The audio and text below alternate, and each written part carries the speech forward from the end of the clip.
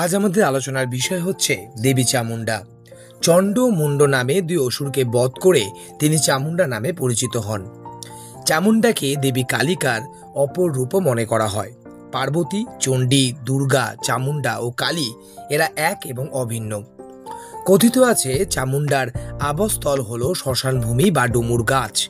আনুষ্ঠানিকভাবে পশু বলি দিয়ে ও মদ্য নিবেদন করে এই দেবীর পূজা করা হয়। প্রাচীনকালে চামুন্ডার পূজায় নরবলিও দেওয়া হতো। চামুন্ডা প্রকৃতপক্ষে একজন অনার্য দেবী ছিলেন। পরবর্তীকালে তাকে হিন্দু ধর্মে গ্রহণ করা হয় এবং অষ্টমাতৃকা বা অষ্টশক্তির অন্যতম রূপে চামুন্ডা হিন্দু দেবী মণ্ডলে স্থান পান।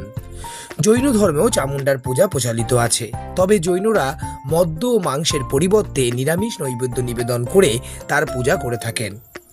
পুরাণ মতে অসুররাজ শুম্ভ নিশম্বের দুই সেনানায়ক চণ্ড ও মুন্ড নিধনের দায়িত্ব তার উপর অর্পিত হয়।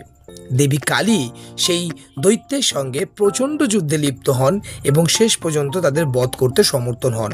এরপর তিনি নিহত অসুরদের ছিন্ন মুন্ড দুটি নিয়ে দেবী কৌশিকীর কাছে নিয়ে গেলে তিনি অত্যন্ত আনন্দিত হন এবং চণ্ড ও মুন্ডের বধের স্বীকৃতি স্বরূপ কালিকাকে চামুন্ডা নাম প্রদান করে থাকেন।